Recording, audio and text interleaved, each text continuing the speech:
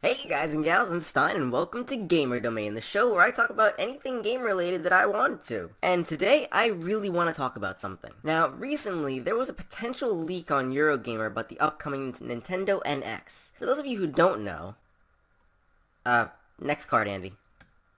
Andy, next card. God damn it, Andy, get off your phone and flip the next card already. Are you playing Pokemon Go again? Yeah, sorry, the Porygon just showed up. You can't be on your phone while we're... Wait, you say a Porygon?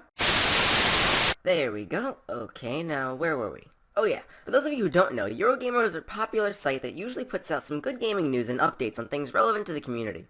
But when it comes to NX rumors, it doesn't matter who you are. You're gonna put out anything as soon as you hear it. Cause fuck journalism, right? And you know what happens when one esteemed news outlet gets the scoop on something? Everyone and their mothers comes out of the woodwork like that one kid in class who saw something cool on TV and thinks if he walked around the playground telling everyone about it, they won't pick him last for dodgeball. Hell, even Forbes had to go and run an article on this, where they say, and I quote, "Damn it, Andy, I will fire you and replace you with a teleprompter." And I quote, "There were rumblings that there would be some major unofficial news about the NX soon, and it seems the day has arrived in the form of a massive Eurogamer leak about Nintendo's new console. An extensive article details for the first time exactly what the system is." Bullshit. Did you guys even read the article on Eurogamer? I mean, obviously they didn't, or else they would have realized the article they wrote talking about Eurogamer's article was actually longer than the article they're stealing the rumor from. Or, I mean, maybe they did read the article and their editor was just like, "You have to say the other article was massive and extensive. That way they'll think we're the short version, and they won't go read that one." Genius! The bad part is half of Forbes' article is pure speculation. The worst part is that in this analogy, the kid who really heard something on the TV and is spreading it around like fact is Eurogamer. So what does that really make all these other news sources like Forbes? But you guys aren't here to hear me rant about the decline of real journalism. You're here to know what these new rumors are, aren't you? Well, there's really nothing to tell. I mean, honestly, we heard the exact same rumors about 6 months ago, when it was speculated that the NX would release a portable part first, and then a home console part sometime after that. And even more recently, a patent came out showing Legend of Zelda Breath of the Wild might be produced on a cartridge rather than a disc for the NX. The entire Eurogamer article basically just repeated those things, months late, with a new crappy picture. And let's dissect the picture, shall we? I mean, honestly, it looks like, a Wii U gamepad that the sides come off for remotes. I mean, I think it's pretty cool. Yeah, it's exactly what I expected. I mean, when you think about the fact that it might be both portable and a home console, there's really only two options. Either the portable and home version are just going to use the same cartridges and be interchangeable, or the portable is going to act as the controller for the home version in some capacity. I mean, come on! Now, a lot of people are apparently up in arms about this. Since these articles have come out, I've seen tons of comments saying things like, "No, Nintendo, can't you just make a good console for once?"